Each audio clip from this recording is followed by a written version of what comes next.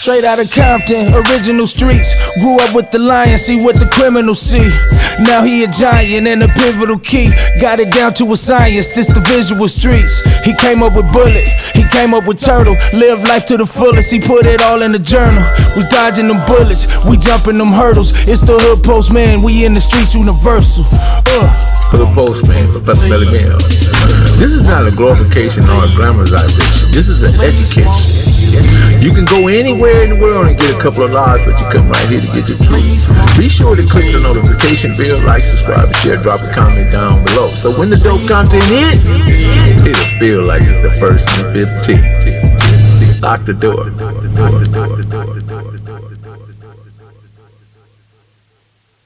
Professor Melly Mel, we got Rollo. Rollo, who are the little homies that played a role in what Denver Lane is today?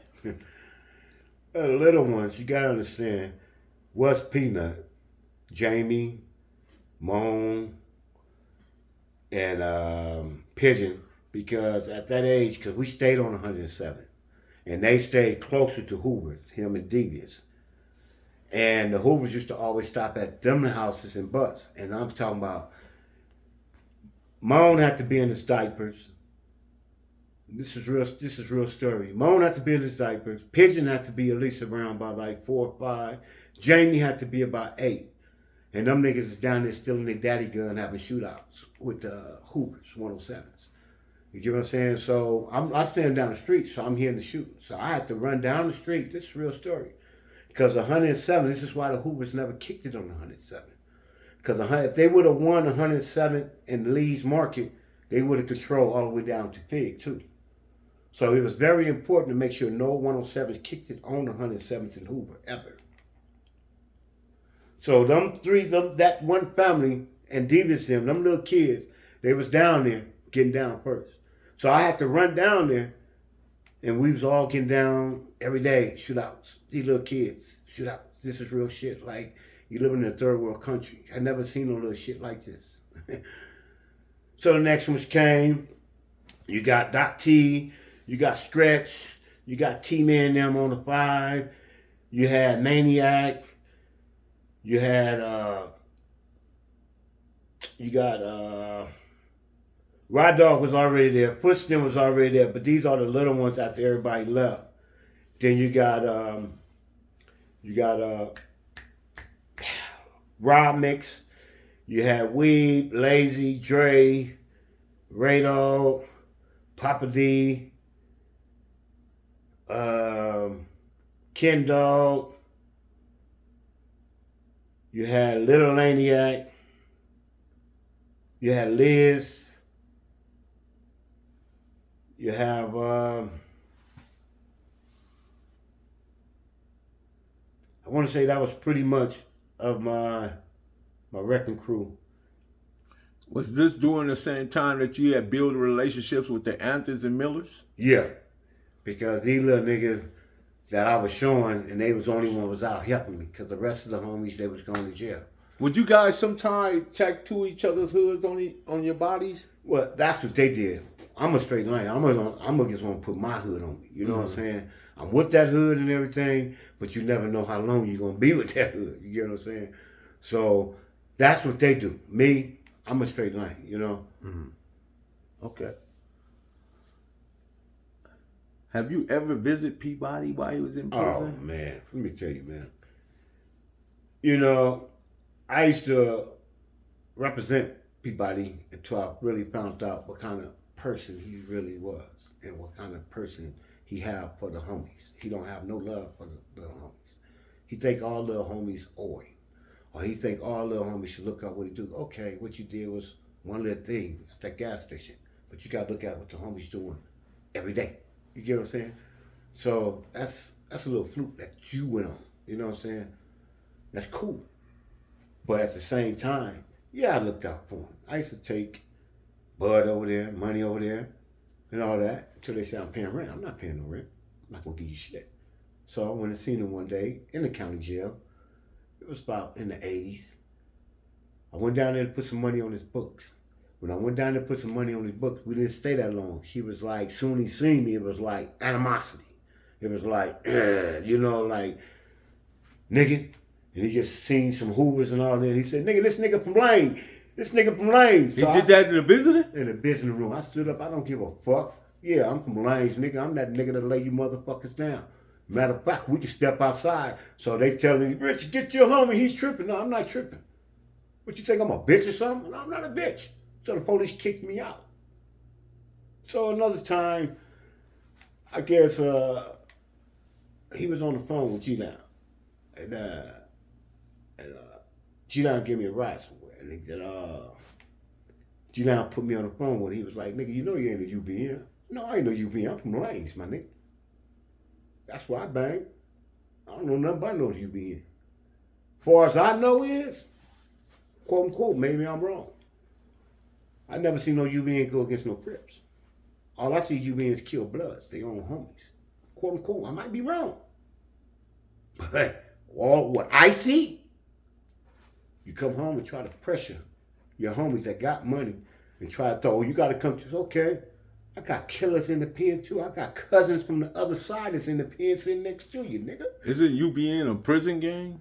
That's a prison. It ain't got nothing to do with the streets, once again. Because if it did and they was motherfucking organized, they'll learn something. They'll build a connection with the Mexican mafia before they can come home and have something. They'll build something with the Crips where they can come home and build an organization where we can build up, where we can stop killing each other. So I don't want to be a part of something that just committing chaos and hate. It's not just doing the same shit gangs doing out here. So why I want to be a part of that? That to me, if you be part of something else, that you was something else, that you was from the gang, that means you betray your gang. How the hell you gonna say fuck where you was from first for that and there? That mean that you're gonna spend the rest of your life in jail? That mean that you ain't got no family on the streets? That mean that you don't have no family thinking? Saying that I'm gonna bring my family out of this poverty? See, everybody looking at gangbanging as a muscle, as I can do this, right? Nah, partner. It's not a muscle. Gangbanging is so designed up, it's for failure, because all we're doing is killing our best men. Because I need somebody on that other side. I need somebody probably in Louisiana. I probably need somebody in Canada. Because each person come together and then we got a full figure nigga. You get what I'm saying? It's not separated as pieces. See, niggas don't know how to come together. If we come together as a full-fed nigga like that, I say like Voltron, like Sock and Rock and Robot, nigga. Can't nobody fuck with us. See, divide and conquer. That's what it's all about, divide and conquer. You got so many this, so many blacks this, so many black, but we all fighting for the same thing, but we're saying this is more better. What we need to do is stop hating on each other and love your brothers that can make it and say, bro, can you teach me how to do that? Not say I'm going to take it from you, because you can go rob the smartest motherfucker in the hood. Guess what? Yeah, you got his money, but in 4 months it's fucked up and now you're looking for another brilliant. Because you don't have his plan. You don't have his ingenuity, his brilliance, his ideology, and how he put brick and mortar together and made a foundation. And you know what? That is so true, what you say. And I'm going to show you how stupidity I call Suge Knight the biggest sucker with a stick up his ass for the white men, Jews, and they come out here and use the niggas like Farrakhan. This man was in the highest position. Listen to me, high position. This man could have came out here, brought all the ruined properties, use that as tax write-off, right? Now, I'm going to show you how rich motherfuckers can get rich. You can come buy a property, use it as tax write-off, and say you gave it to the community and you get your money right back. You get what I'm saying? And at the same time, you're building up the community. Now you're building up what? Assets. Now you got your kids out the streets talking about shaking your ass and robbing and going there. Now you got the motherfuckers out there plowing in the field, some in there sewing, some in there making their own clothes. And now we can go get another vacant building and we sell all our products there. Our products don't leave our land. Now, if you want to come buy a product, you come to our land, our stores.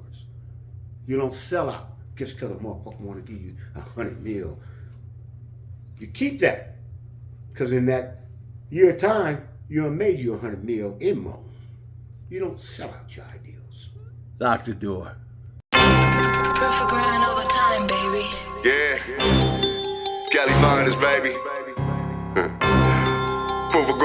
time. Music money, got a dollar sign. Hub City. I'm a street nigga, streets fuck with me. I'ma keep pushing products till the feds get me. It's guap off top, diamond Cartier. That nigga Wall won't give a broke bitch the time of day. They see me climbing, they see me shining. That's hard work, proof of grinding. New money got me tipping in that 550. Ali, bad man, and I'm so pretty. I got that tech with me, that's my hater sprayer. Go big, grind now, nigga, play later. What can I say?